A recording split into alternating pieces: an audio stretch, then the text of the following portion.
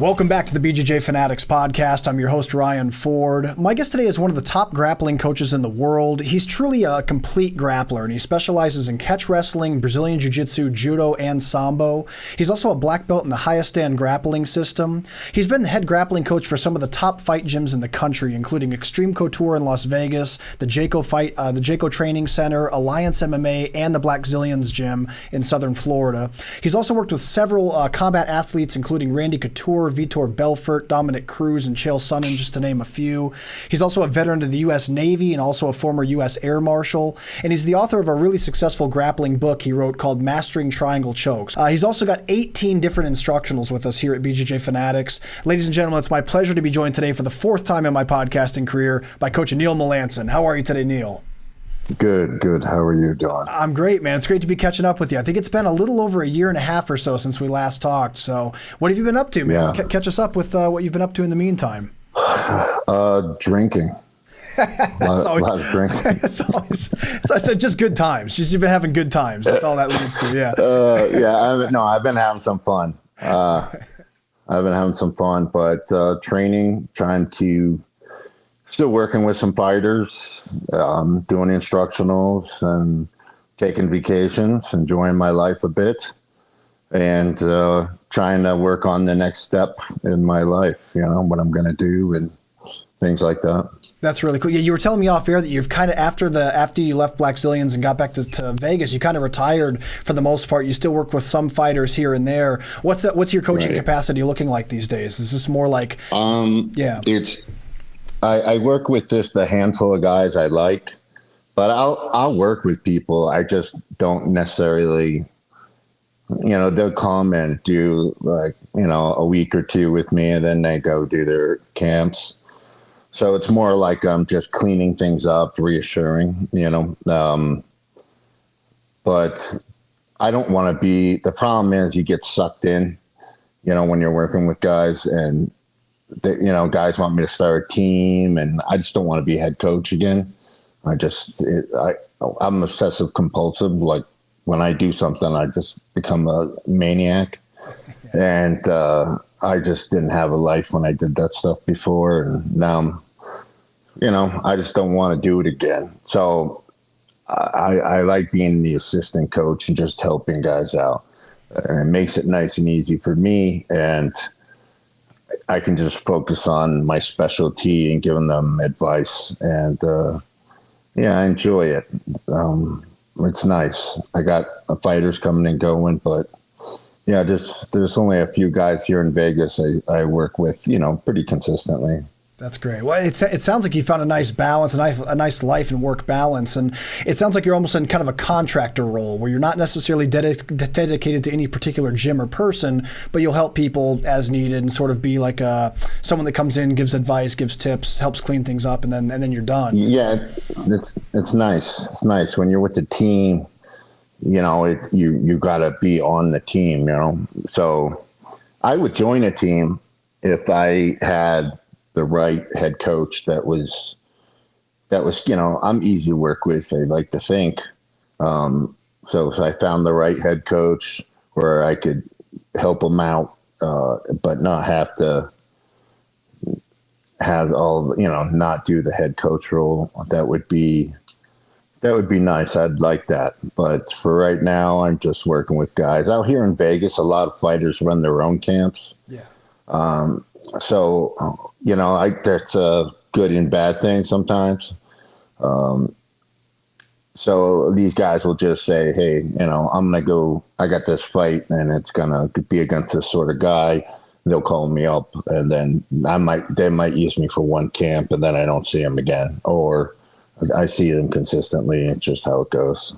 That's cool. Yeah, it's really neat to see the different roles people can take in the world of grappling and martial arts because, for example, Royce Gracie, I noticed many years ago that Royce, I don't think he even has his own school anymore. He just travels and does seminars, and he'll do these global seminar tours, a couple times a year, once a year, and then he's just at home, so he doesn't have all the headaches of running a gym and running a team and managing people. It seems like a pretty liberating way to be, and it's cool that that's an option for people that don't want to take on all the headaches of being a gym owner or head coach. What were some of the big headaches for you as a head coach? Like for people out there that might be considering that path, what are some things to look out for? In my experience, I would say the headaches would be the things that had nothing to do with fighter development and training camps. It's a lot of issues with managers, a lot of issues with promotions.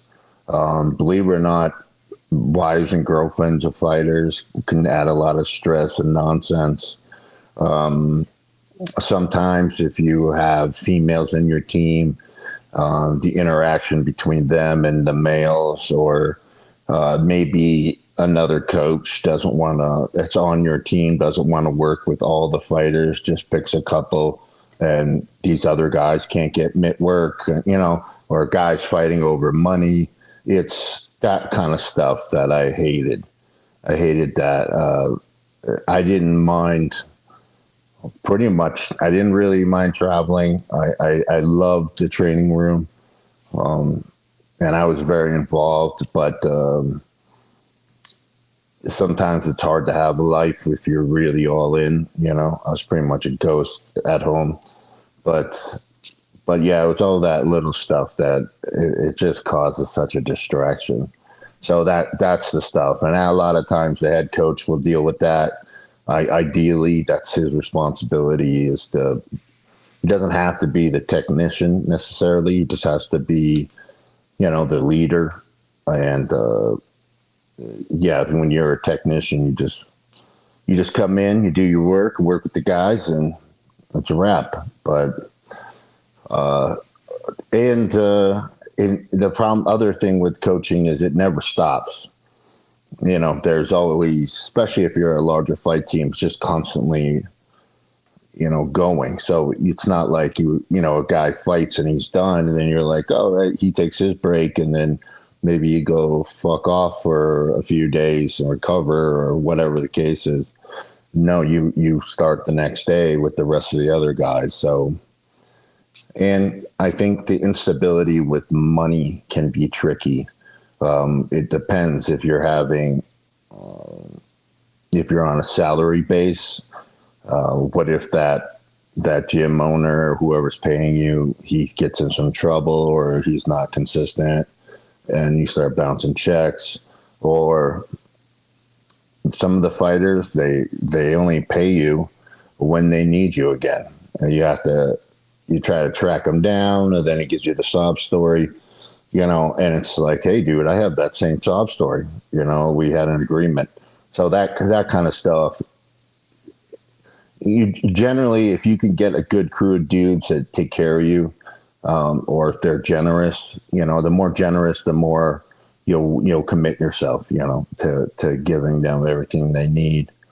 But it's it's difficult. I don't regret any of it. I had a blast, and I was still able to work on my own personal development at the same time. So that kept it fun for me. That's awesome. Yeah. Well, there's a lot. The challenges is what makes it interesting, and the excitement of being at a main event. It's pretty cool. Yeah, I could definitely understand that. I can also appreciate what you were saying as the marathon aspect of it too. Is like you said, when one camp's over, the next one begins, and I could see where after a while that could be real tiring. Especially you're in a role too where people are really depending on you to be part of their camp and be part of you're part of the team. Right. So there's not really a whole lot of leverage there for you to say I need to take a break. They're like, dude, man, we need you, man. Like I'm on the team and so are you, and I'm relying on you. So I could see where that marathon aspect would be tiring. I also appreciated what you said about, and this is something I hear from a lot of my friends that open up their own academies, is they say, dude, I thought we were just going to be here like choking and arm locking each other, but like now I'm dealing with all these like interpersonal relationships and like these drama between people. And God forbid anyone's dating in the academy. You have to deal with all that mess. So I think that can be a big surprise that happens to people when they open a gym or start a team. It's like, God, I didn't realize you were managing people in this fashion. It's part of the issue for me too, which I didn't mind, because I was having fun, is I'm a heavyweight, and it's hard to find heavyweights if you're a heavyweight athlete to work out with and train with that you're not going to be facing, you know? So usually a couple of heavyweights will click up, and if they have to fight each other, they will, but they try to avoid it. But if one of them is down or he takes a break or doesn't show, you know, no one wants to go with the heavyweight. So me being a heavyweight, I was a training partner as well. So, but I had responsibilities not to hurt them physically or mentally either. So I spent a lot of time just taking some punishment, and I would have to coach on top of it, other athletes, and then use my body with these guys. And sometimes I would be traveling between two camps. I would be, you know, I'd be up in LA working with this heavyweight for 3 days, and then I come down to San Diego, work this heavyweight for 3 days, and I go back and forth like that for 6 weeks. And it just it's fun, but when you get injured, like, which I always got injured, that's just part of the game. And, you know, I got injured because, you know, at the beginning of camp, I can stick them, you know, kind of set the bar. Like, it's like me, without saying it, is saying, you suck, but you have all this time to get better. But when you start getting to the middle end of camp, you need to get their confidence up. So you hang back. And with me, I've never got hurt going hard because I'm protecting myself. When I'm holding myself back so the other guy can win and get his confidence up, because he's not fighting me. So I don't want to be all me. I don't want to be doing all my wacky techniques if he's fighting a guy that's not going to do that kind of stuff, right? So I'll hold back, and then of course, that's when you get hurt because you're not fully protecting yourself. You're trying to lose. So it adds up, and I'm paying for it now, it sucks. Yeah. That's I'm pretty banged up. You know, a lot of surgeries, but like I said, I don't want anyone, you know, I'm not crying about it. I was doing what I love to do. It was you know, based on my illness and everything I went through, the fact that I got to do that at the highest level it was truly a gift. And I made some good friends in the process, and I made some fucking mistakes too, you know, but that's, you know, when you're taking risks and trying to do things like that, you're going to make mistakes, and you're going to clash with people, you know, but overall my experiences with everybody has been, you know, fantastic. It's just that 5%, you know, which I guess is normal. Yeah. Well, I mean, that's certainly a lot of sacrifice that you're describing, man. I know you've made a tremendous impact on a lot of fighters and a lot of camps, and I'm sure they're all very appreciative of it. You know, there's something else you said there, too. You mentioned that a lot of times when you're going through camps, there is that role that a coach takes on, especially if you're a training partner, where you do want to set a certain standard, like you said, and that's the standard you're trying to get them to work their way up to. But then you also have to make sure that halfway through, like you said, you like to bring the tempo down of your own abilities to build their confidence and make sure that they're staying safe and confident and ready for the fight. With that kind of training and your own training, I assume that's primarily your day-to-day training is mostly just working with your guys. Did that hold you back at all with your own personal development of your skill, or your own, I guess, maintaining your skills if you had to limit yourself in that way?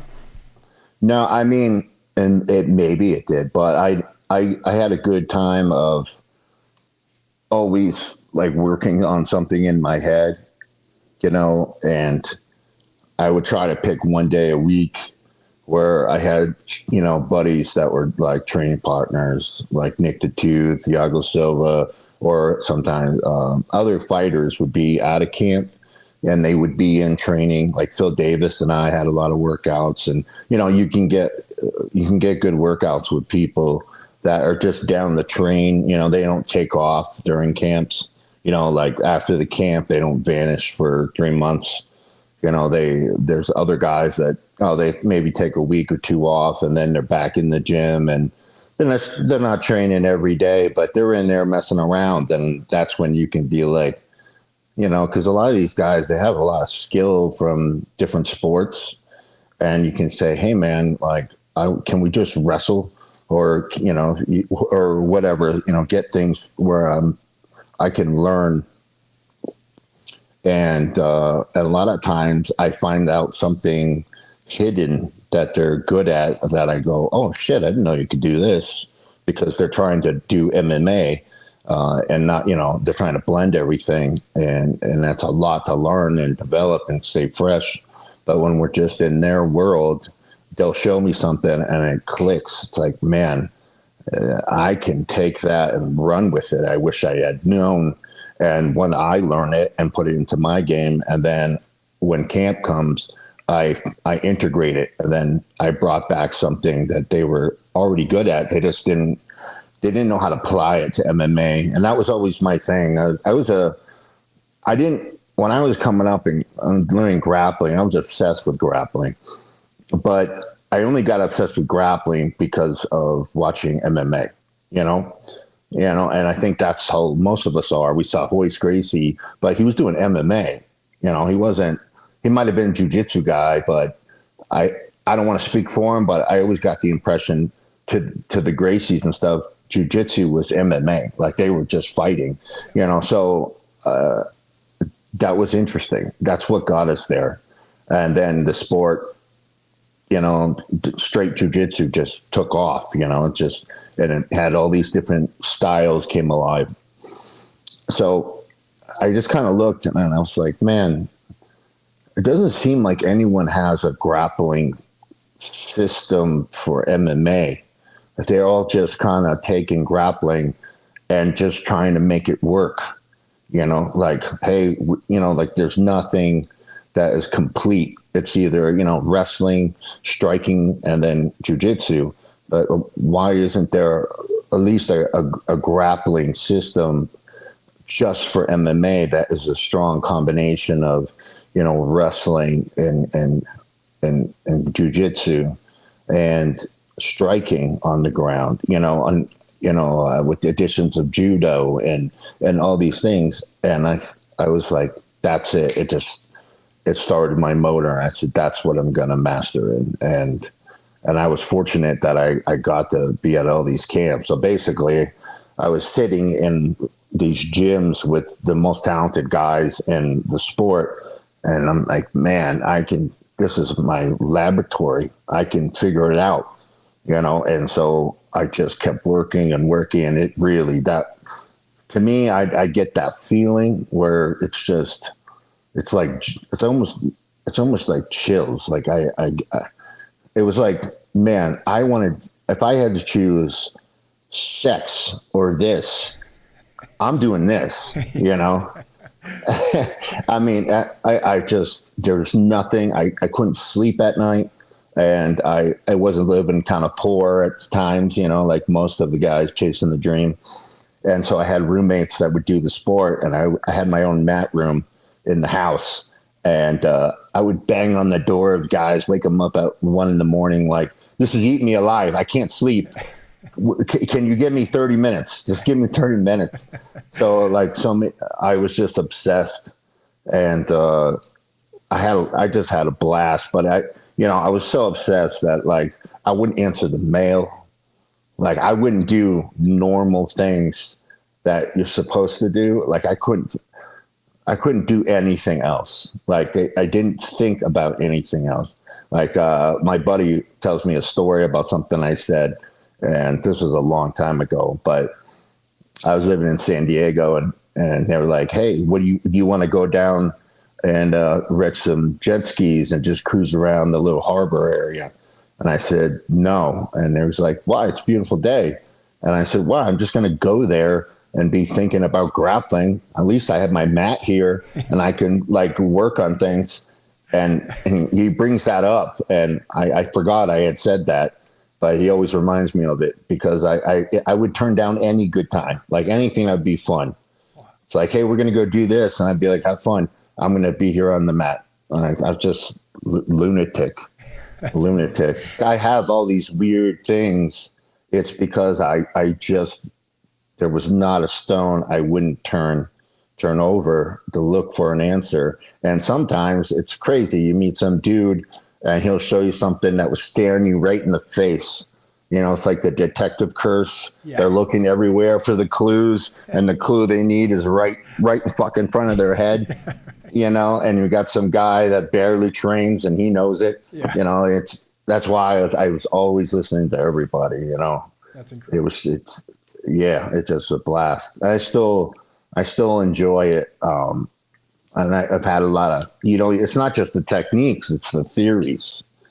You know, like, all right, approaches to the game. What's, you know, and then I later on started discovering that I was missing a precursor. That you know, you need to, you know, when you guys get a guy that's super defensive and he's strong, and you're trying to submit him, and you're having a nightmare of a time. It's not your technique; it's that you're trying to attack a brick wall, and what you need to do is you need to attack the structure of the man first, make him weak, and then attack him, and then you'll get it. And that was, you know, when you start thinking like that, you always know what to do. So, like, if you see a guy and he's in a strong position, don't bother trying to time the submission. You might get it, but if he's defensive and he knows how to hand fight well, you could be killing yourself and you tire yourself out, and then he has you. So instead, focus on, like, just make him post, get him off balance, like stretch him out, and you focus on that. You're actually solving the first problem, which is his defensive structure. And you make them weak, and then it's an open playing field, you know. And that was, you know, like I said, you can have great technique and still not be able to apply it because you're not dealing with the first problem, and that is defensive skills. You know, you got to break down the gate of the castle to go in and pillage. That's an excellent breakdown. I really appreciate that. And I like what you said there about the emphasis of concepts and principles in grappling. Like it really does, like, as you get more and more deeply dived into the world of grappling, you realize that it goes so far beyond just your standard submissions and sweeps and physical techniques. There's the how and why of how to apply them, which really gets people, I think, addicted to things like jiu-jitsu and grappling. You mentioned earlier that when you were creating this system that you were trying to put together that was specific to grappling for MMA, that you noticed that a lot of people from different backgrounds were applying aspects of their craft, of whatever art they came from, into MMA, but there wasn't necessarily one customized grappling system specifically for MMA. And you mentioned the importance of ground and pound, and that's something that a lot of grappling arts don't practice. What of all the grappling arts that you've explored and learned, which one of them best put you in place to apply strikes on the ground, in your opinion? It was a mix of, you know, wrestling, jiu-jitsu. Yeah. You know, wrestling, you know, it's like pinning someone is a temporary thing, you know, but you may have to pin him to get a dominant position to do damage. For me, it's the real key if you want to do strikes on the ground is controlling the down posts. If you can control the down posts, they can't get up. And now you have the ability to do some damage because you got to be able to stall. And that's, you know, stalling is a skill, you know, and that's what people don't, everybody hates the guy that stalls you. But if he can stall you enough to squeak out a round, hey, that takes talent, you know. I'd like to think that, you know. And so and it depends against who you're going against. You know, wrist feeds are nice, but if you're going against a guy like Gilbert Burns, his hips are lightning fast, you know, lightning fast. So if I went to, like, say I was passing and I went high to underhooks and head control, his hips, well, he'll stretch me out in 2 seconds. I mean, he's just so lightning. But if you tight waist him, now he can't move his hips. And now you're stuck. He's stuck. So now I'm playing a game of inches with him, and I can control him. And now I can set up my arm triangle. I came up with something I call a turnaway sequence, which Khabib does. I do it a little more. Khabib does it in a way where you can punch harder with it, but you have to constantly re-break him down. But Khabib's got the skill to constantly re-break you down. Maybe the athlete I'm coaching doesn't. He can't, you know, that's too much of a risk for him to play that range. So you put more weight on him and you focus more on elbow strikes, which for me, elbow strikes on the ground are critical for control-based grappling, because you don't have to give much space. And the quality of the elbow strike is important because most people do a forearm strike with the impact is stretched about 5 inches or so. And I've been hit square with those, and yeah, it sucks, but I've been fine. But the point of the elbow is what creates that cut in the, cracking orbitals and breaking noses. And it's a little detail about how to move your own hand and focusing on that. And you can supplement multiple heavy forearm strikes and still not cut a man to maybe just one elbow strike and do maximum damage. So you can still continue to control and eke your way into positions. So it's, it's traditional grappling control positions aren't usually good striking positions, with the exceptions of, like in MMA, crucifixes are huge. And in jiu-jitsu, the back mount crucifix is popular, but you don't see a lot of top pin crucifixes in jiu-jitsu. And it's not that the guys don't know how to do it. It's just they probably don't see the value in making that extra step. Well, I keep everything consistent.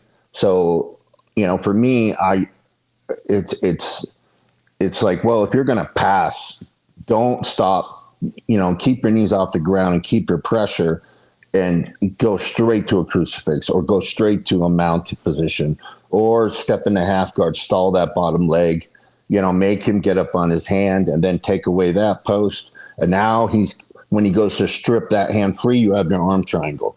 So everything's like, and this gets into another point. I don't want to move too fast, but the issue that a lot of grapplers have with the no-gi, like MMA, is the slipperiness. It's just you're on shorts. And so in grappling, everybody tries to avoid the slipperiness. They wear the long tights or whatever. And for me, that's a wrong direction to go in. But if they're only doing, no-gi jiu-jitsu, it's not a problem. Go ahead and do it, But for me, I embrace the slipperiness because, when you're chest on chest and everybody's sweaty and some guys, let's be honest, a lot of guys lotion up, they're very slippery. I embrace it. So I have techniques that are based on that, using that slipperiness to my advantage. But the issue is, hey, how do I control this guy? You control him with sequences. That is the best way to control somebody when you're just in shorts. And you're basically, the sequences is, hey, just like I gave you the example, like I'm going to do this. He's going to get on the post. I'm going to take that away. The correct answer is to strip my hand because he can't get up otherwise. There's my arm triangle. So everything was set from get-go, or, hey, I'm going to do near side underhook when I'm trying to pass rather than focusing on the far side underhook. And I'm going to keep my other hand low on the tight waist and I'm going to inch him to turn away. So he's going to say, okay, I can't turn towards him.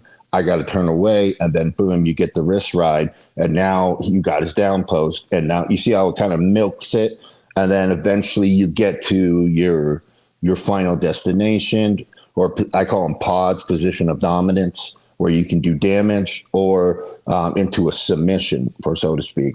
So that when you focus like that, and it takes a while to figure these out.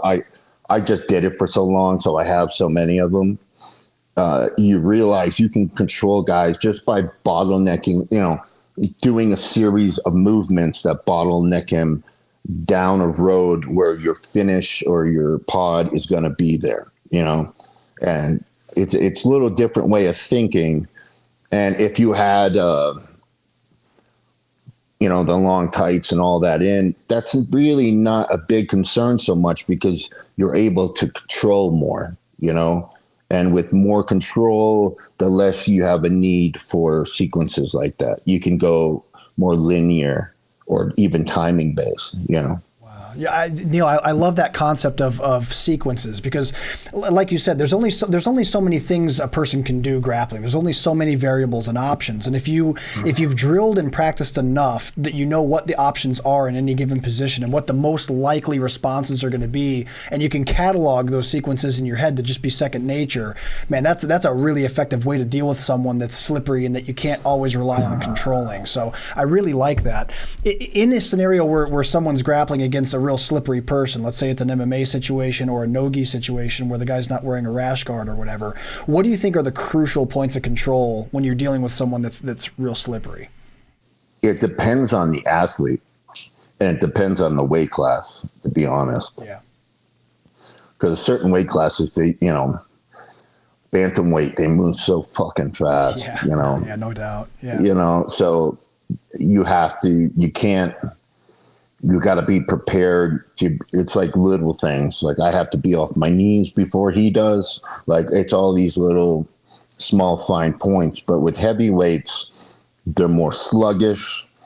Even though the bottom guy is a heavyweight, the top guy is a heavyweight, and a heavyweight can create more pressure, and the bigger guy, he's creating more friction. So you can play a little more of a different game. So everything depends on that, and I think for most people, I would say if you're trying to figure out sequences, find out, if you're very good at, say, Darce chokes, then you want sequences and situations to work where they're facing you, they're caging you out. That would set you up a lot for your Darce choke, right? So you got to play them in a certain way that not immediately causes him to do that. If you immediately let him do that, he's probably gonna move too fast for you. So instead, you got to kind of sell the opposite, but give him the answer to beat that. So he kind of walks right into the trap. You know what I'm saying? So misdirection could be one way of doing it. And like I said, with Gilbert, super fast, tight waist, slow a guy like that down, and it gives you time to work it because most time, if you tight waist somebody, they're going to frame on you. They're going to frame on you. They're going to try to fight that, or they're going to try to grab your elbow and pull it up. So those are common responses. So now I've made them predictable. So it's like, okay, he does this, I do that. If he does this, I do that. I love arm triangles for MMA fighters. So all my guys are good arm triangle guys because it's just telling a fighter to do a submission when he could be doing damage. That's a real tricky balance because if you're going to waste time going for a submission, you have to have either the finish on a high percentage, or you got to move from that failed submission into a position of dominance where you can get some damage done. So it's not an epic failure. Like, if you fall back for an arm bar, for example, it's a big risk because if you fail and he comes up on you, even if he doesn't hurt you, but he's able to keep you on your back for, say, a minute and a half, he probably stole that round from you. Yeah. And you gotta win rounds. So that's a whole nother game of inches is important too. So you got to be able to win rounds, and you got to understand really what the judges are scoring, and paying attention to that. It's like very hard to win a fight with your back against the fence. Sure. It's just because even if you're being more effective, it's the optics. The optics matter. It's just so much goes into it. I basically skull fuck the hell out of this thing. And normally once I see the athlete, I'll start the process. And sometimes I just evaluate the body or the experience or the opponent. All these things go into a factor, So like you get a guy like Gilbert, his jiu-jitsu is so freaking good. It's not, you don't waste a lot of time teaching him how to do submissions because he knows how to do all that. Sure. But what you need to do is help him modify his sequences with his submissions and to go to striking positions or pods to do damage and base those on, hey, I'm going to strike to set up my submission, and I know where I'm going to go if I fail on the submission to get to a position to strike again. You know, so that's how you turn that guy with a great base, and now he's got a MMA style of ground game. And it's not as simple as I'm explaining it, because you have, you know, it takes a lot. Striking on the ground is to be effective and not careless. You know, sometimes you open up to strike on the ground and all you do is miss. He cages you out and then he gets up. And you're going to be like, man, I should have just held him. You know?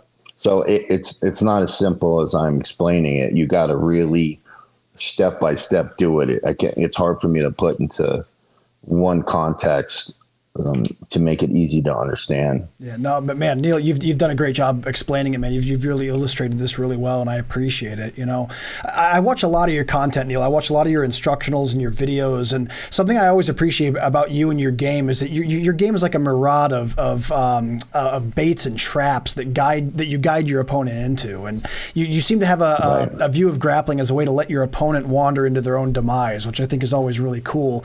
On that note, the topic of dilemmas, like for people that are everyday practitioners that want to be able to bottleneck, like you say, their opponent into traps and things like that, building dilemmas and causing dilemmas is a great way to do that. Do you encourage most people you work with to have a good dilemma in pretty much every position that's available to them? Yeah, I'll go through it. It depends. Hobbyists are a little different because most of the time they're just learning how to fucking grapple. So you don't want to overload that.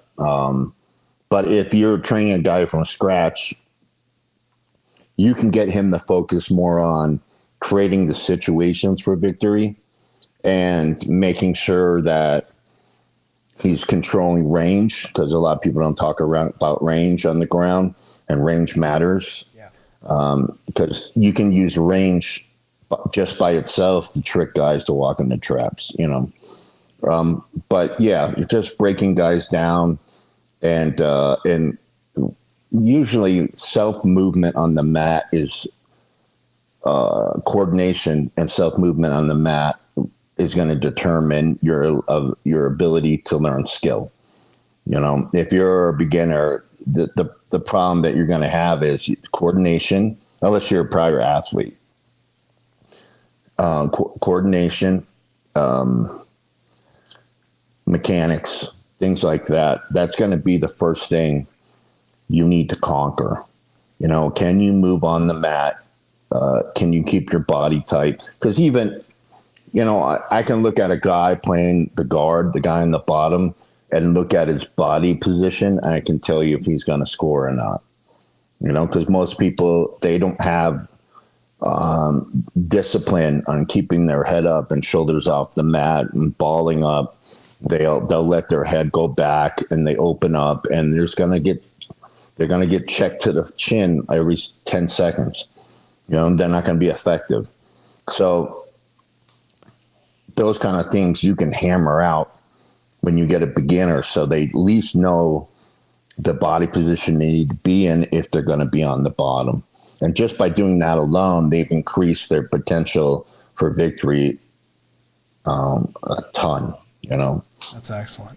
Neil, if you don't mind, I want to zoom in on something you said a second ago. You said that ranges on the ground are something that don't get enough attention, and that they can be a really important thing to make things, to make traps and setups work.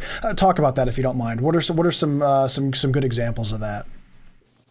Well, for example, all right, let's pick, I don't know, Z guard. Okay. All right. Sure. You know, a lot of guys will base their, you know, they'll pass high or they'll pass low or whatever. But they're going to line up based on your shoulders. So meaning if your shoulders are back, you're too far back for them necessarily to reach and pass. So they'll a lot of times go low pass. Well, if you're crunched forward, your upper body is right there, they might try to cradle you or they might grab your upper body, you know what I'm saying? But the thing that the guy in the bottom, he can show one range and body position, and then in one quick second, he could be at a completely another range. So, for example, if you ball up and you let the guy, like you passively pummel for the underhook, he'll underhook you to beat you. Well, then now it's, you can stretch your body back, change the range, and now he's stretched out and you can put a whizzer on him and get up. You know what I'm saying? Yeah. But if you were that far back, he wouldn't reach that high because he'd be worried about getting whizzered or his arm hurt or whatever the case is.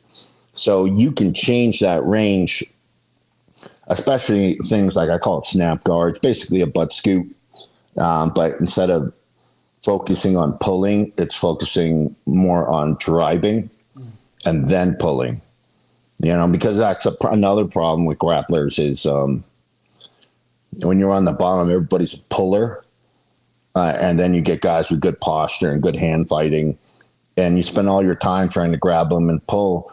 Well, if you focus on pushing him, he will, you know, he won't like that. He'll try to drive forward and then you can pull. Well, in snap guard or butt scoop kind of thing, instead of trying to pull him into a butterfly or whatever you want to do, you drive forward and you try to stuff him and go to a snap down. But then when he grabs you and resists and jams you, that's when you pull, stretch him out and sweep him. So it's that constant misdirection. But it's the fact that your head and shoulders might be close, but in a half second, you could be far away. So you're controlling that range. Same with someone's trying to strike. You could be close, and then when they go to throw, you lean back, they miss, and now you can take their back. You can play with that range, but you got to know how to do it. You can't be married to any position in grappling. You can't just say, this is the position I'm going to play. If you stay married to it, and they are good on defense, they're going to shut you down and you're going to waste a lot of energy and burn the clock. So that's death, you know? So you got to be willing to switch whatever you're doing to solve the problem. So if you're like, no, I need my, Z guard or whatever. Well, the truth is, what if he's good at defending Z guard? Are you going to stay there and still try to make it work? Or now you're going to create baits and use the right system, because he can't defend everything at once, So it's you basically, you got to say, okay, now I'm going to switch to this. I'm going to switch to that. You know what I'm saying? Like, I really want an overhook to create a whizzer. Well, you try to go grab him and overhook him. He knows what you're trying to do. So instead, do the opposite. Look for an underhook. He does not want you to have underhooks, so he's going to out-pummel you. And when he out-pummels you, then you know what I'm saying? You can do a lot of this misdirection and save yourself a ton of energy and time. And, the older I get, the more I create better baits and traps, because I don't want to force anything. And I don't have the speed and timing I used to. So that misdirection, confusion is crucial. That's excellent. It's crucial. I really like that a lot. And I can see completely what you're saying, that especially if you're playing guard, I think the common direction you're thinking of is pulling them into me, getting them off their base and put their weight on top of me so I can either get under them or put them in a position where I can sweep or attack. But you're right. Having like in judo, they call it kazushi, and having full understanding of that backwards, pushing forward, pushing them backwards is still on the table. That's a really valuable piece of advice you just gave. You also mentioned the idea of connecting various systems together. Like if you said, you're playing Z guard and the guy's really good at defending Z guard, what are you going to do? Sit there? You need to switch to something else. How do you typically locate and strengthen those connections when you put two systems together, when you phase from one to another? Well, it could be how they're playing you, just dictating. Yeah. Like, say you're in full guard, okay, for example, but it's MMA, but you're able to tie them up. Well, if you're good at control-based stuff, you can make it work now because you have control. But his number one concern is to get free of your control. Well, when he gets free of your control, he's going to hit you. So if you don't do something to protect yourself, you never know which one's going to stun you. So, for example, if I'm say I'm trying to lock up Williams guard or rubber guard or just an overhook, and I'm making good progress, and then he beats the control and stuffs me, and then he postures the punch. I have no idea if he's going to go body or head or what he's going to do. But then I go K-guard. Now K-guard's protected me from the punch. And if he tries to continue to hit me, now I can sweep him and misdirect him. Or if he tries to stand or does something like that, I can go right to leg locks.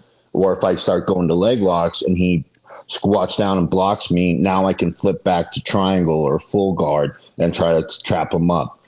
But if you stay married to it and say, no, I have to trap him, I have to break him down, he knows what you're doing.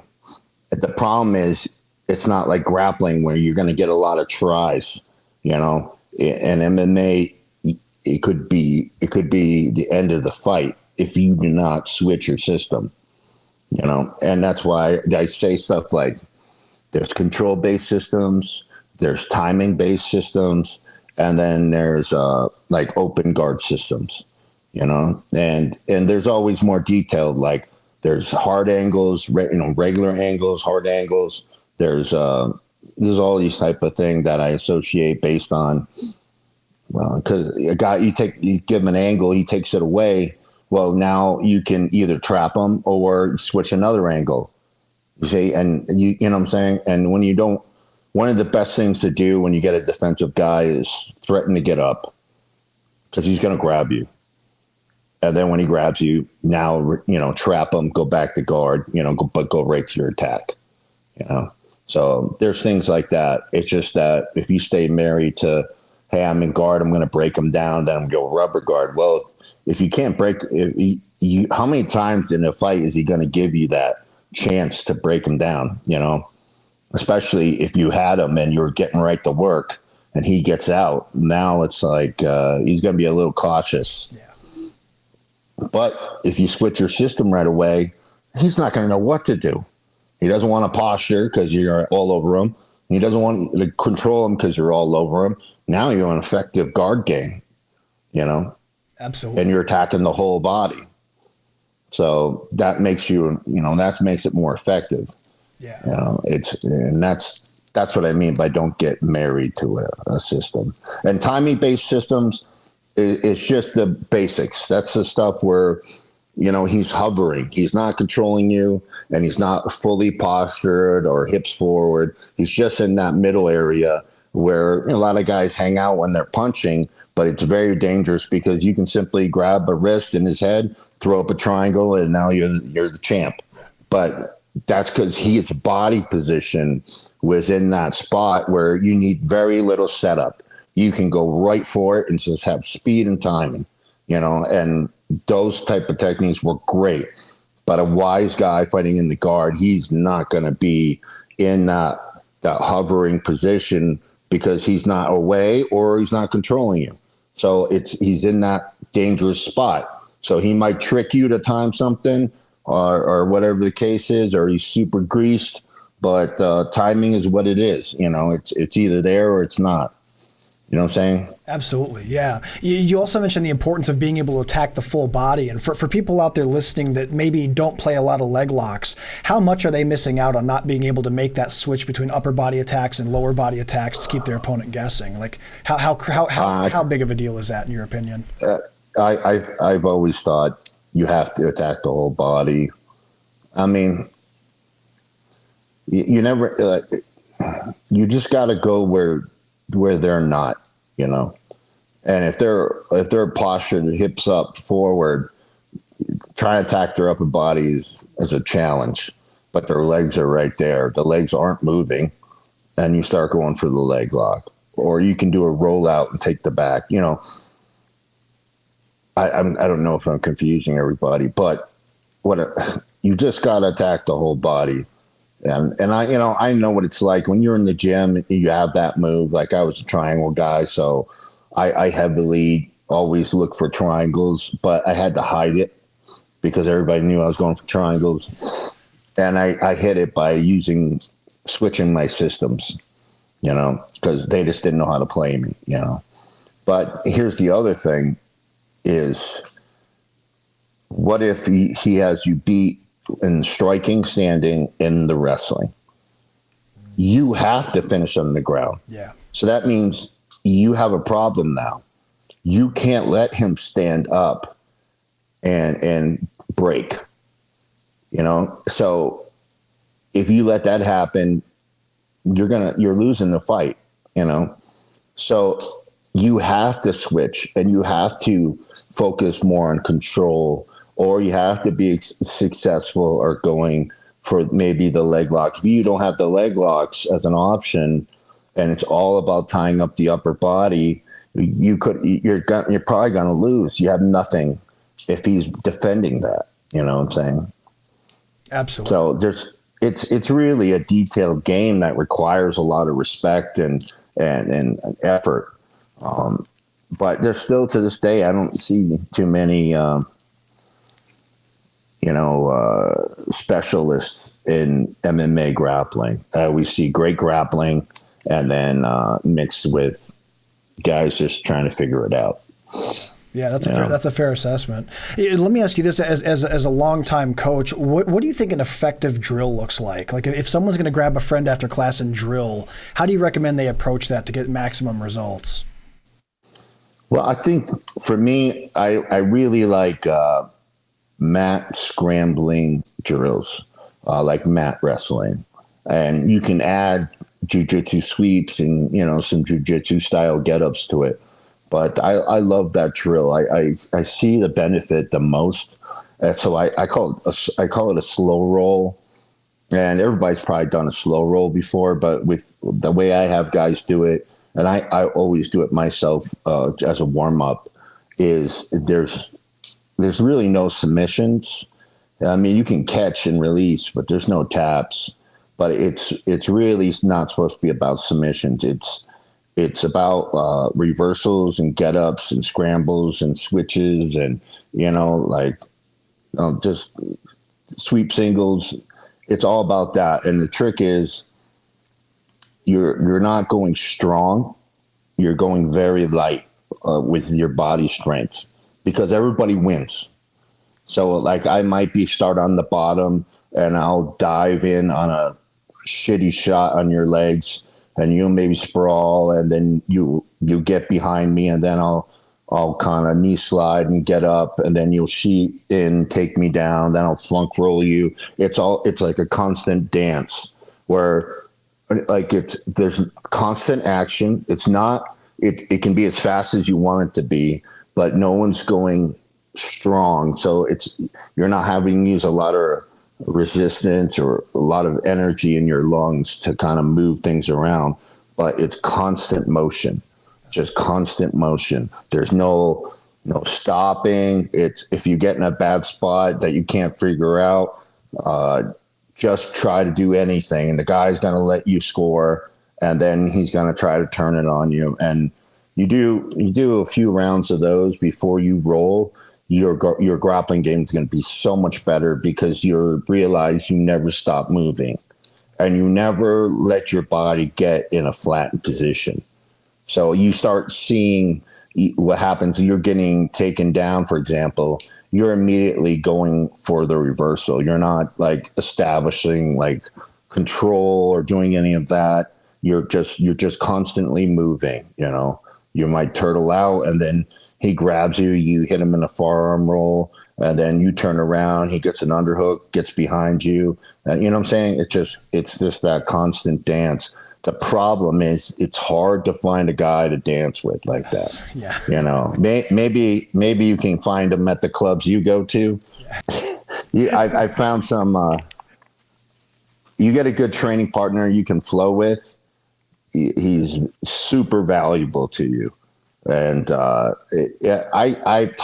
teach guys how to do it, and then I got a great training partner to warm up with, and I see it benefit everybody. I like those kind of drills. I think there's a lot of carryover, and if you want to work on something specific, go ahead, but it should always be based on a failure. Go for something, even if you get it and he gives you a quick tap. Go for it. Then you fail. Where are you going to go next? And then go there next. And then maybe you pop out and then he does something else, turns towards you or away. Then what are you going to do next? And you start realizing in a split second, hey, if I'm in this position, he turns towards me, I'm going to do this because I'm good at that. If he turns away, I'm going to do this. And you have it already figured out, and it's kind of simple. It's not that complicated. It's not seven moves ahead of yourself, so to speak. It's just, okay, turns away, I do this. He turns towards me, I do this. Maybe you need to slow him down, so you focus more on a control base. It could be he drives, I pull, and I do this. If he pulls, I drive. He always exaggerate his motion. Or you just, hey, I'm gonna hit the whizzer on the left side, then I'm gonna switch to an underhook on the right side, and then I'm gonna put him in a front headlock and go take his back. It's just that flow of misdirection and movement. It keeps an opponent way off base. You're inside his head taking a shit. Yeah. As grandma used to say. I love that concept though of controlled, slowed, but dynamic, constant movement. Constant movement. Yeah. One thing I could see that would be really beneficial of that too is it eliminates the feel of making a mistake, like the fear of making a mistake or stepping in the wrong place or trying something wrong that would result you in possibly getting in a real bad position. If you know that it's just tit for tat and we're going back and forth and it's constant movement. Right. I imagine that allows guys to be a little more exploratory with what they're trying to do. Yes. I could definitely see benefits. Yeah, they're not afraid to take a chance. And believe it or not, it helps a lot with breathing while you're rolling. Oh, I could imagine. Yeah, I could imagine. It really helps a lot with breathing, which is huge. It's just a matter of finding someone that doesn't keep upping the tempo until it's a full roll, right? Yeah, I mean, if sometimes guys up it and they really have a great hardcore session, but it has to be like, I've done that. And it just kind of comes naturally and nobody says anything because you guys have a feel like you can communicate, and it just takes a bit, and you just got to find someone that is going to just take a break from their ego and not be it's like, hey man, we're just, you know what, look at it like, the training room is not a test. The training room is a training room. Yes. And if you're not failing in training at some point, then you're probably not training that hard. You're supposed to just get better. If you want to test yourself and say, hey, on say Saturdays, we roll and we go hard. But the rest of the week should be like, I don't know, I'm going to work out of this bad spot, or I'm going to do this. And, just not put pressure on it. Don't put pressure on it. It's supposed to be development, and it's okay to fail. It's because it doesn't count. That's why I don't drop names about training with guys and submitting to certain people, because it's the training room, man. It makes it weird if we were both going hard, sure, but it wasn't a competition. It was just, we were going hard, and it's for me. I know where I'm at. I know what was working on these guys, and they know too. But I don't say nothing. Yeah, No, I didn't say nothing. That's one of my big pet peeves too, is if I hear people say like, oh, so-and-so dropped into our academy and I was able to do this and that. And it's like, okay, so what, on a Tuesday night, you did something to somebody, like, dude, who really gives a shit? Like I always say man, that's the laboratory, not the battlefield. So like really, who cares? Exactly. Yeah. Every time I roll with somebody, they're usually trying to murder me. Yeah, I can imagine. And I just want to have fun. Yeah. And it makes it difficult. It's like, man, I don't want to roll with these people because this guy's he's being all friendly to me now, but as soon as it starts, I'm gonna see him gritting his teeth, and he's gonna try to hurt me. And he's gonna make me hurt him. And it's like, I just want to have guys that can flow and then have a nice roll, and then on certain days we're like, yeah, we're gonna go hard. He knows, I know. We come in, do our warm up, set the clock, and we kill each other. That's a different understanding than, like, it's like the guys that, hey, want to go light? And then you're like, sure. And next thing you know, they're kicking you in the face. Yeah. I've talked to a lot of people that have built big names in grappling, and that's something that a lot of them have experienced, whether it's after seminars or whether it's, if they just drop in to train somewhere or have visitors. It's like there's always people that want to use that training area as a way to test and see, like, oh, how close to Neil can I get, or what positions can I surprise him with? And it's like, man, if you're not, I don't know, like that's just such a cringe thing to do, in my opinion. If it's just a normal training night, It's time. I'm a coach, so if I roll with someone, I'm also evaluating them so I can give them some pointers afterwards. Sure. But nowadays, I got so many injuries. I just roll with people I know. I don't roll with people I don't know anymore. I used to roll with everybody, but now I got to be careful, Well, Neil, I'll tell you what, man, we've reached about the halfway point of the show. You've played this game before. I'm going to put you through it again, though, if you don't mind. This is a game called the Pummel. The Pummel is a series of random questions. Some of these are about grappling. Some of them have nothing to do with grappling. But if you're down to play the Pummel for, I think it's either the second or third time you'll be playing, I'd love to play this with you if you're down to play again.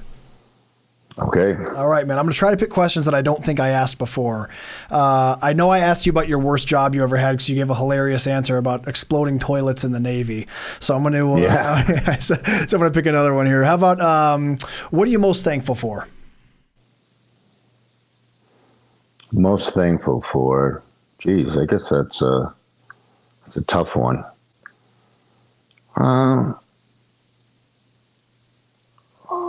I guess what comes to mind is I've been, as much as I felt like I had bad luck with my health problems and things like that, it kind of kept me from pursuing my dreams. I was lucky enough to have opportunities where I was still able to find a line of work that I loved. Like, people, if you never loved what you've done before, like the way I loved doing the sport and coaching, I would say that it must suck.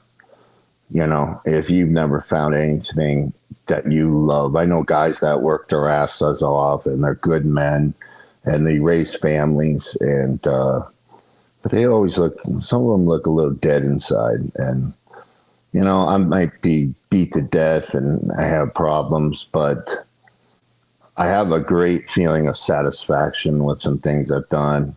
Now it's like I'm in a different stage of my life, but for those years, man, I loved what I was doing. Like, I'm so lucky that on top of everything, I was fortunate that I stuck with it in spite of things, and that I got the opportunities to do what I've done, and I guess I'm very grateful for that in spite of everything. I feel like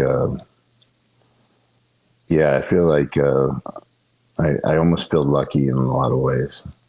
That was an excellent answer, man. Excellent answer. If you could do one thing differently in your career, what would you have done differently? That sex change surgery. I wish I never got it. Worst decision ever. Yeah, for sure. Never the same since, Neil. Well, I don't have to worry about getting kicked in the balls anymore. See, there's always a silver lining. You just have to look for it. You just have to be paying attention. Oh yeah. Oh yeah. Yeah.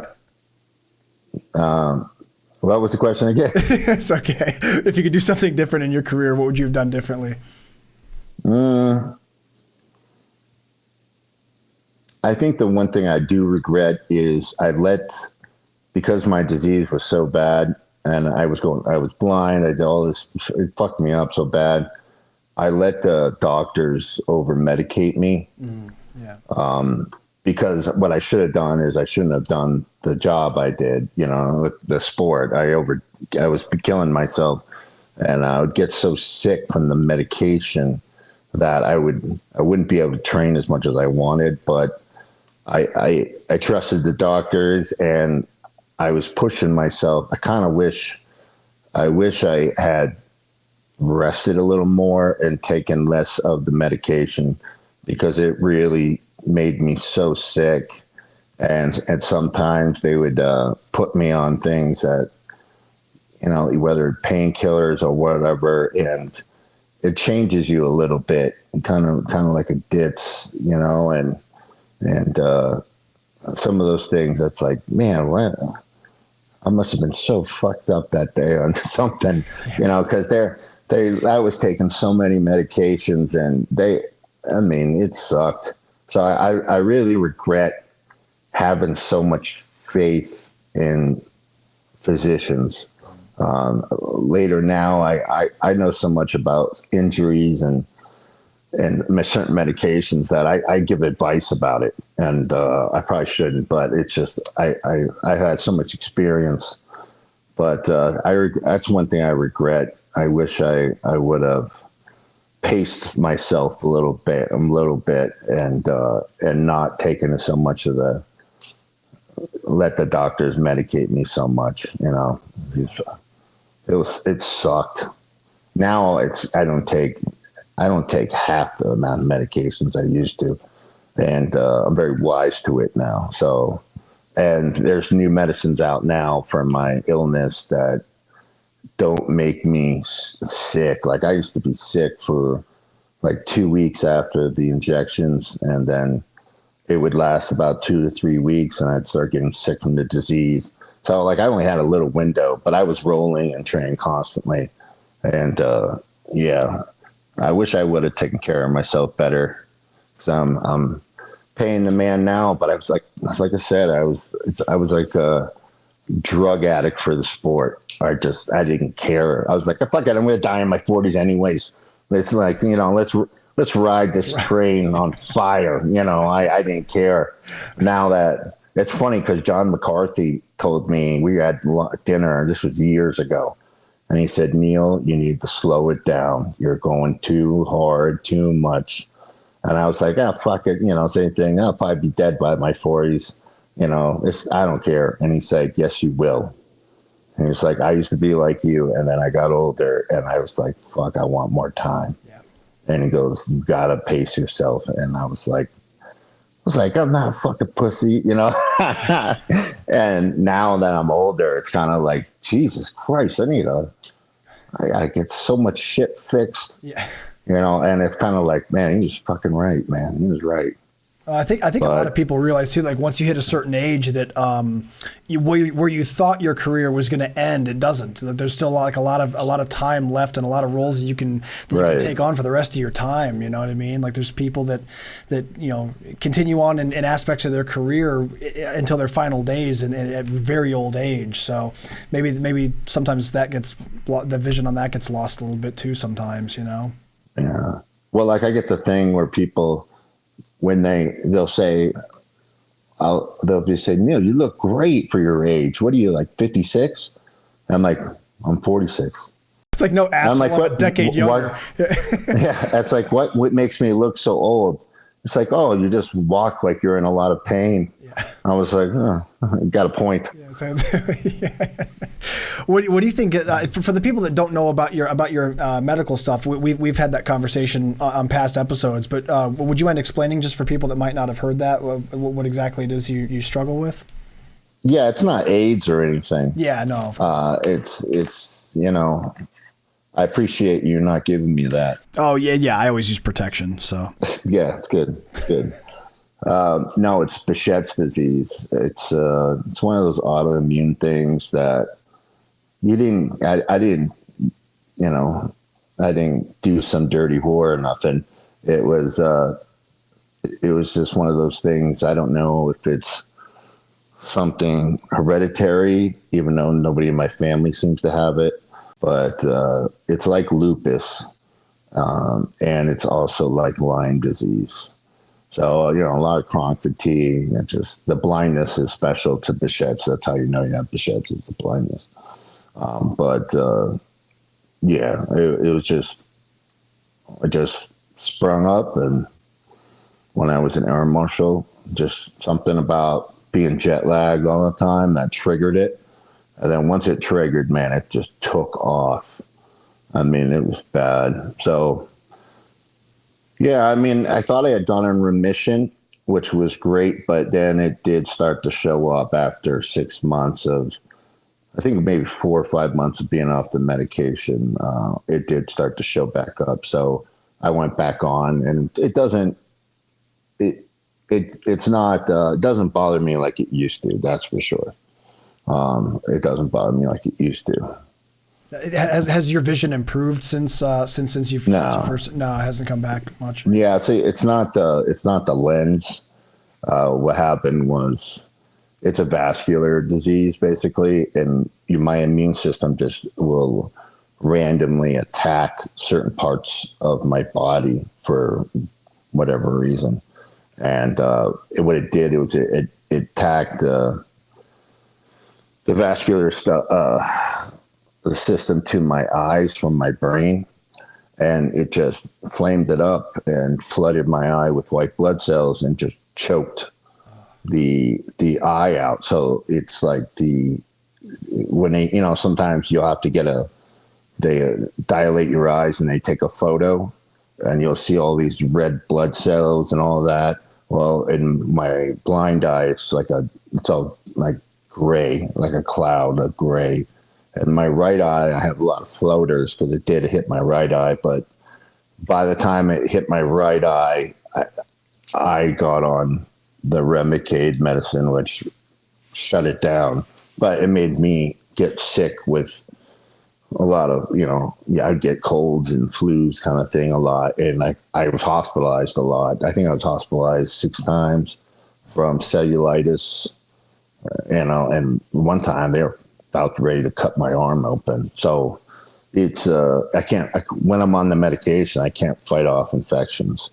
So it's dangerous, especially if you're going to be rolling on a mat with a bunch of dirty bastards. Yeah. But, so that's that. But that's why my eyes I see better with a patch on if I wear like a pirate patch, because, or sunglasses. It just doesn't, like if I go out in the sun without sunglasses on, it lights up all the blind in my eye. So I feel like something's right here, and it just makes my depth perception wacky. Huh. You know what I'm saying? Yeah. So, but if I wore the patch, 1, I'd look like an asshole. 2, my eye would wander, and I didn't, I still like girls, so I didn't want that, that cock eye, Nobody likes that guy. Yeah. No, he doesn't get a lot of play. No. Well, man, I'm happy at least though that you're on half the medications that you used to be on, and I'm happy that it sounds like it's at least manageable. And that you're able to live comfortably. Yeah. So that's good, man. I appreciate you sharing that too, just in case there's people out there that might be just struggling with something similar. Neil, what do you think is your favorite place in the world that you've traveled to? It would be the Greek islands. I lived there for a couple of years. Oh, that's awesome. Yeah, I've always wanted to go. Yeah. I've never been. What did you like most about it? It's just I had a great time overall, and I was on the island of Crete, and it's like it wasn't crowded with people at all, and I lived in a windmill on the beach. It was just a real like the smell in the air of all the olive trees, and it just was, the food was good. But, you know, the people, they don't like Americans, but they didn't mind me because I tried to blend in, you know. As long as you, like, try to blend in, look like them, you know, and stay quiet, they don't mind you. But overall, they don't like us, but no one does. And, you know, I just had great friends. You know, we'd go scuba diving, and then we'd go catch some octopus and then get drunk. And in the summertime would be all these Scandinavian girls down there, and they didn't like the Greek guys. So, you know, they would hook up with us and our buddies. And so I just partied like I've never partied before. And I just had great friends, and it was a great time. That's awesome. That's really cool, man. That's really cool. Yeah. Who do you think was your biggest inspiration in grappling?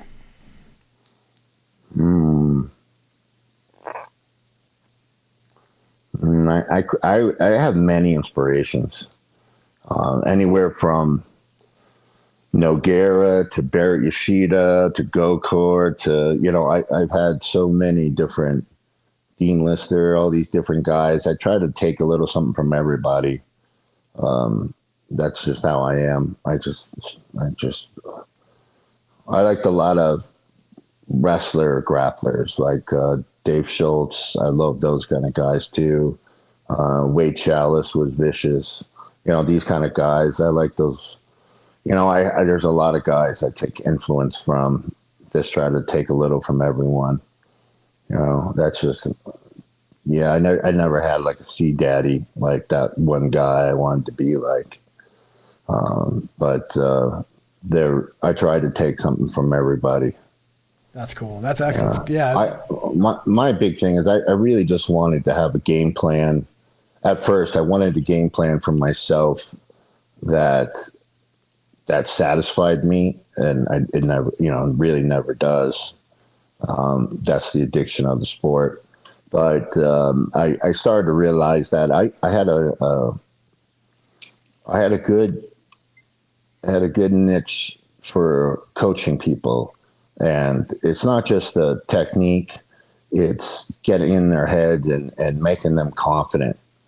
You know, when I do seminars and stuff, I see, I'll show techniques, and guys, you know, they'll like it, and maybe they kiss my ass a little bit, but I can see everybody struggling with the sport.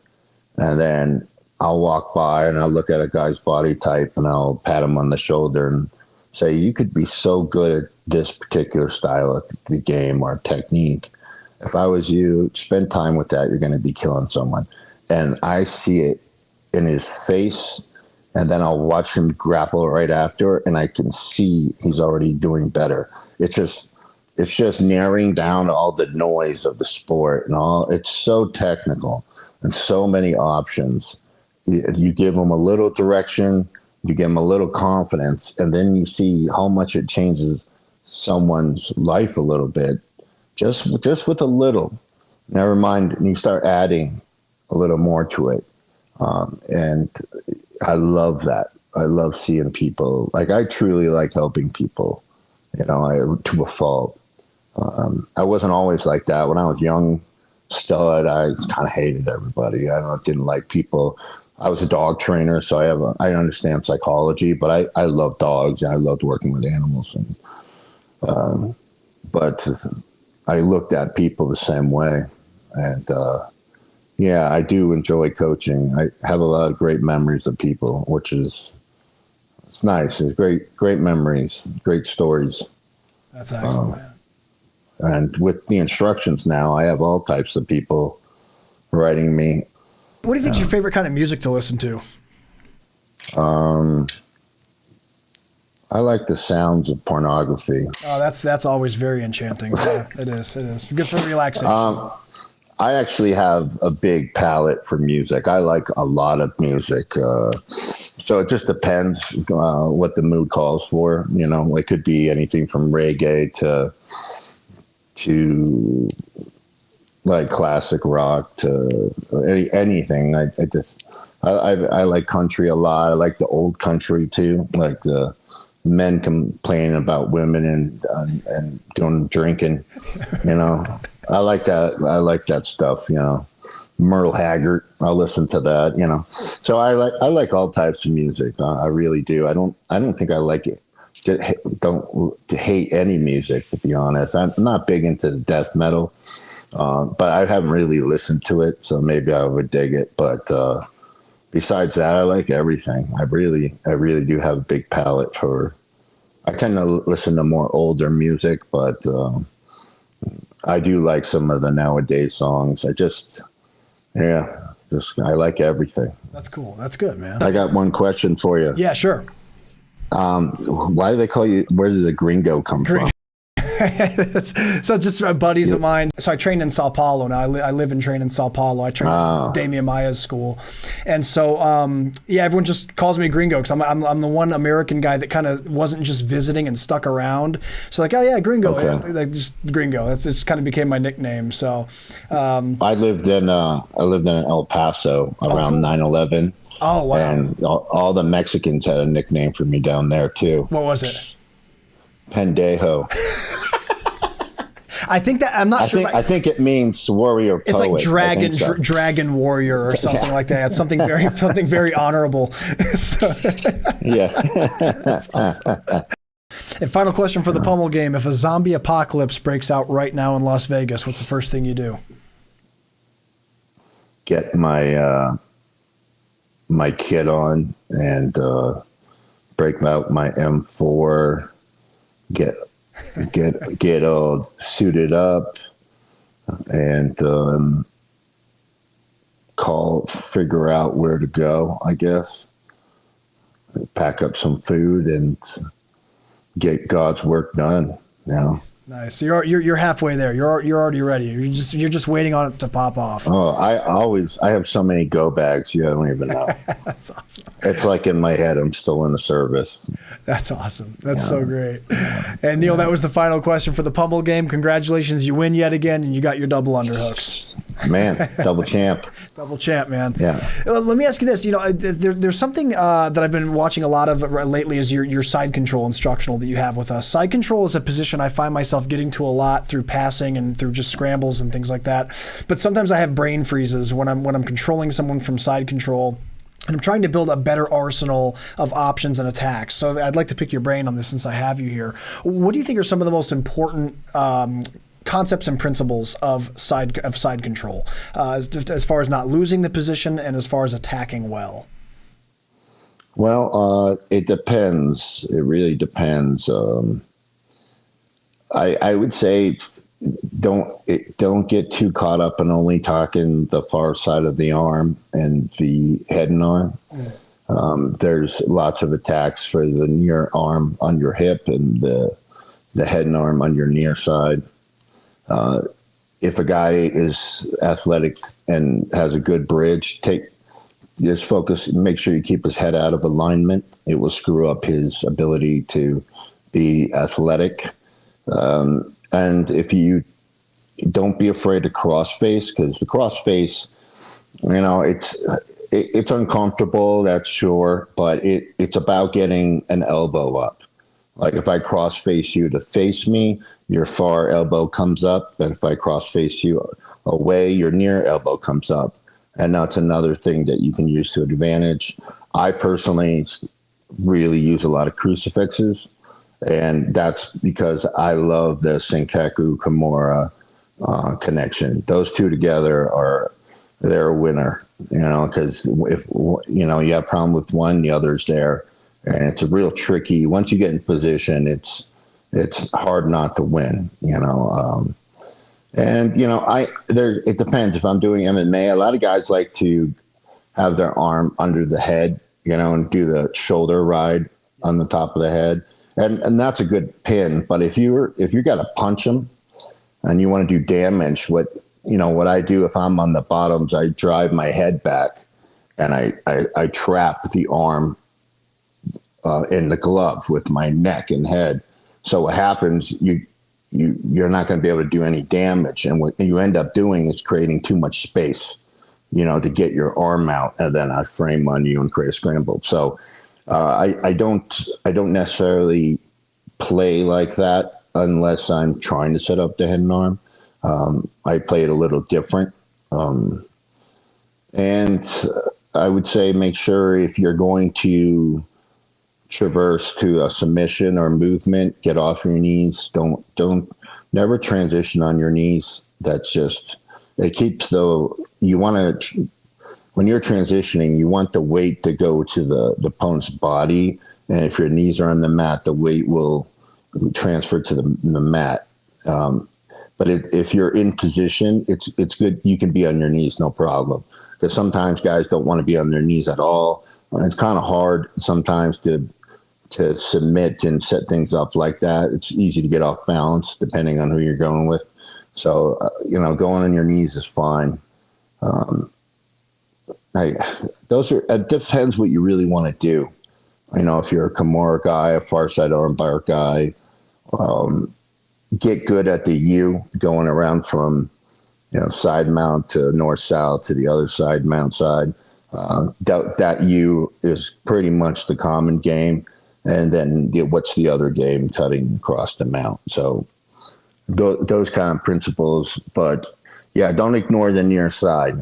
That's something a lot of people ignore, is they only attack the far arm.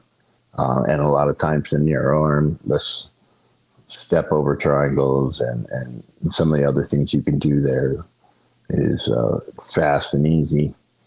But yeah, the big thing is take the head out of alignment. It could be as simple as you're using your elbow to pinch his head to your leg, or simply, framing on the head. And all these things are good to take the head out of alignment, to keep him from doing anything athletic, like a big bridge. Some guys have bionic bridges, and you learn the hard way, about that. So when you don't know what to do, keep the head out of alignment, things like that. Yeah. But did you have something specific you wanted to ask? No, that was excellent. I think touching on weight distribution, attacking the near side, and keeping the head out of alignment are three really, really important things. Go into different crucifixes, because there's the framing kind of crucifix with your knee on top, but then there's where you step over and you have it laced, like your legs are, the arm is between your legs and you're locked. Those kind of crucifixes are nice because there is that beautiful Senkaku Kimura set up there, and they work integrated. So I love that. Things like that. That's excellent. Neil, I think a real common thing, usually the first obstacle most people deal with when they're controlling side control, is removing your opponent's ability to frame, as you call it, caging, like getting caged out. Like if someone's able to build up some frames and keep maintain the distance and the ranges, which we touched on earlier, that can be a real problem. What are some of your favorite tools and points to make to avoid people being able to build decent frames, and how do you break them once they've been built? Well, for me, I allow them to frame as a setup. Because a lot, you don't, like if a guy's hugging you, it's very difficult he's limiting your range of motion to go for submissions. But if I'll pick my head up and get them the frame, and then as soon as they frame, I'll take the arm and do a Kimura setup, or I'll go across mount for like a catch wrestling far side arm bar.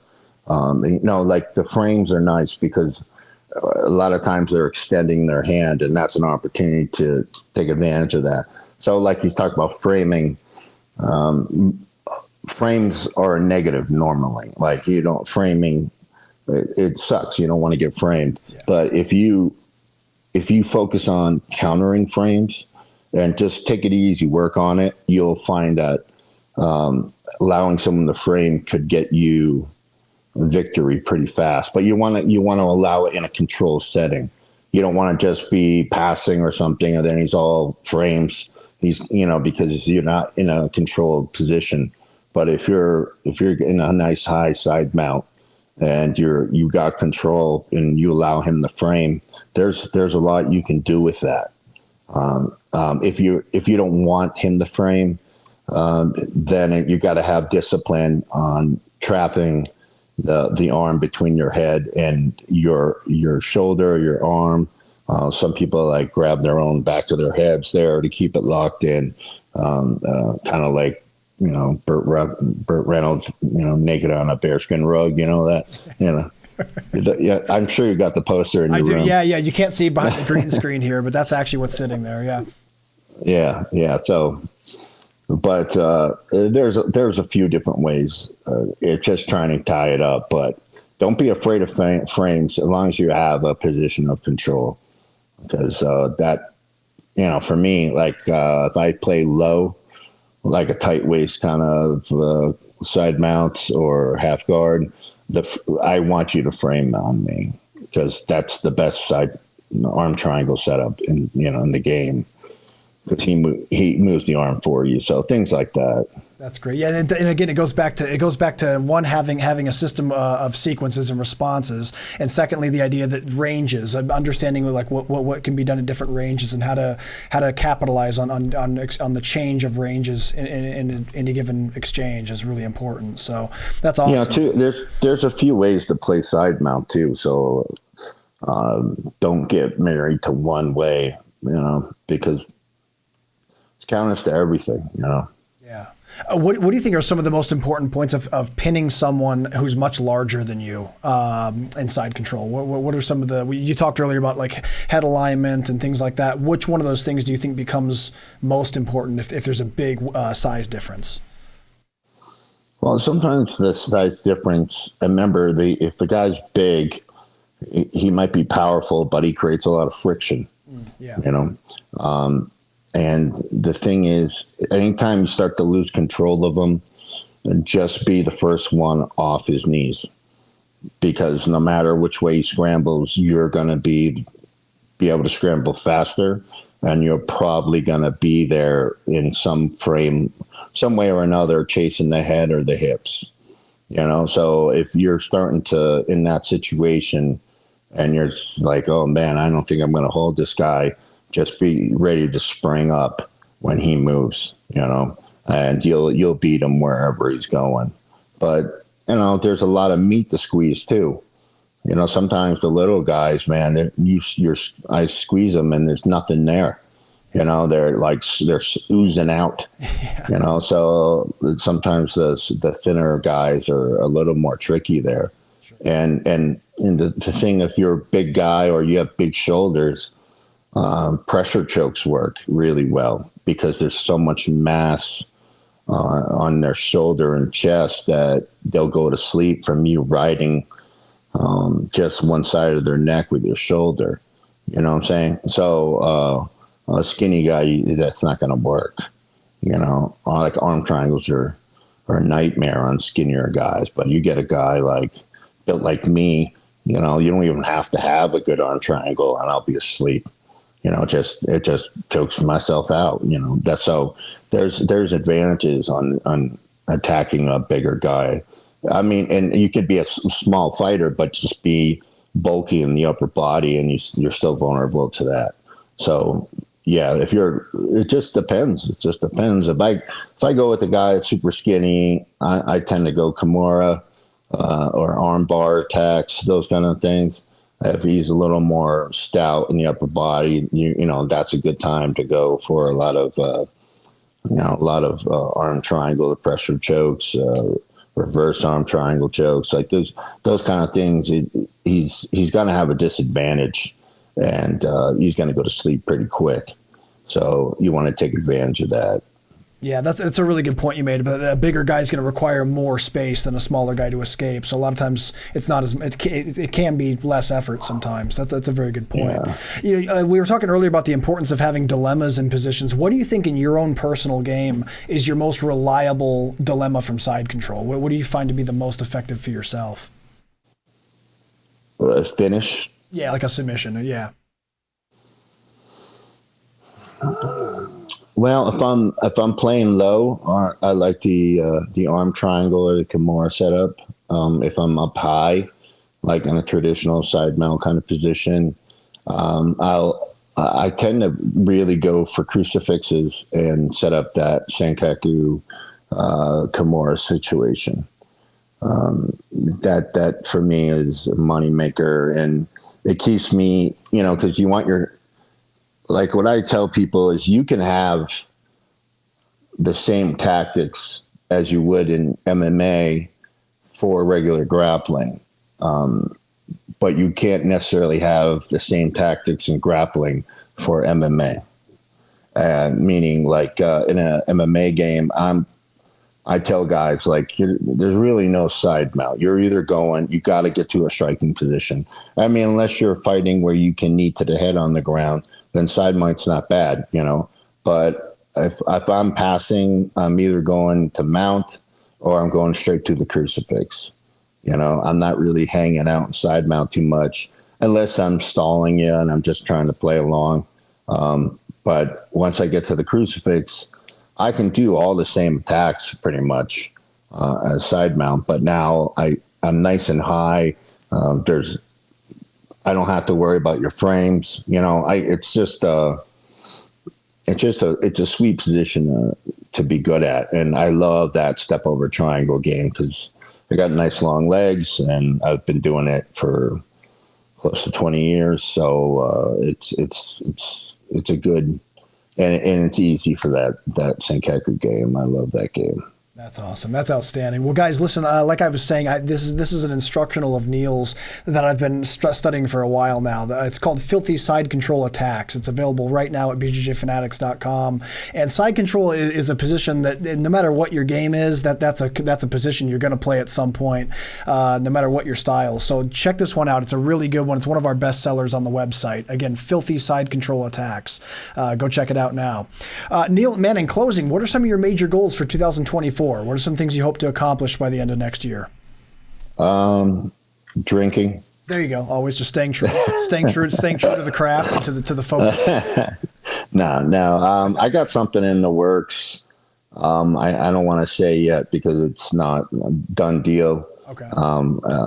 Which it would be another. I'll be teaching and working with people that aren't just fighters or pure grapplers. I'll be working with, like military type people. And I really hope that works out because it kind of brings me home. But I will always work with grapplers, and I love hobbyists because I make, hobbyists buy my instructionals and they write me, and I love that. So I really like working with hobbyists now. It's kind of fun. It kind of brings me back, and you can do a lot with hobbyists. Fighters, you're on a restricted basis because sometimes it's what you don't teach them that makes them win. Yeah. You don't want to plant certain seeds in their head, but in grappling, you can do whatever. So I enjoy that. So I want to work with more hobbyists, and I always will work with fighters in one degree or another.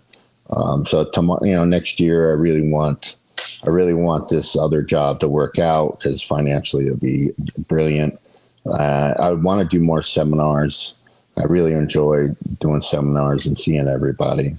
And I might even do some international. I've been asked to, but it's a little tricky to set up sometimes when you don't know a lot of people over there. But I really wanted things to take off next year. And I want to stay healthy. And that's that.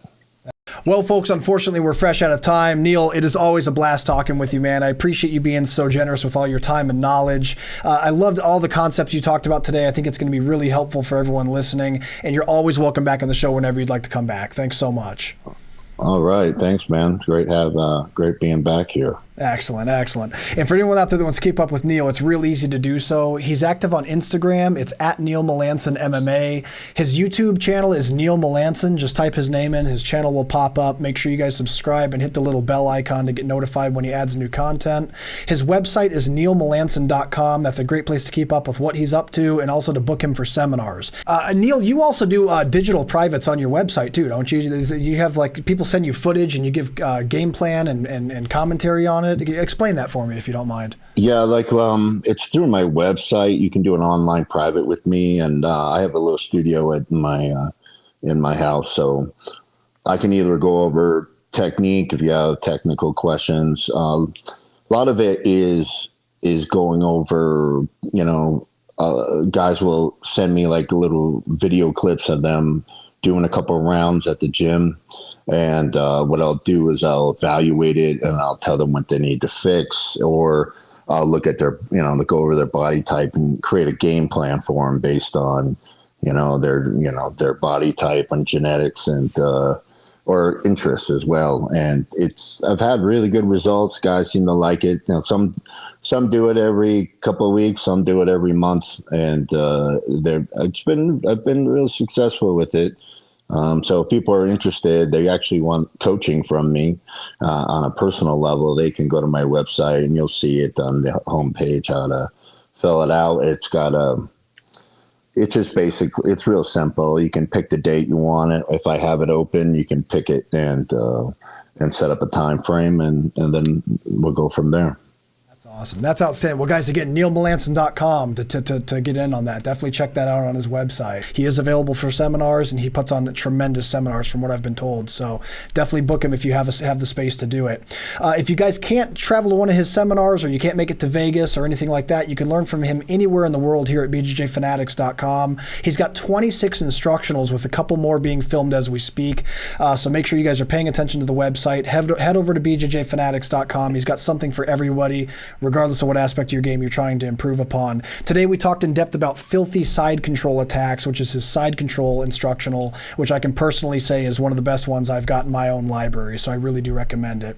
And that's going to do it for this episode, everybody. I really appreciate you tuning in. Please stay tuned for the next episode of the BJJ Fanatics podcast.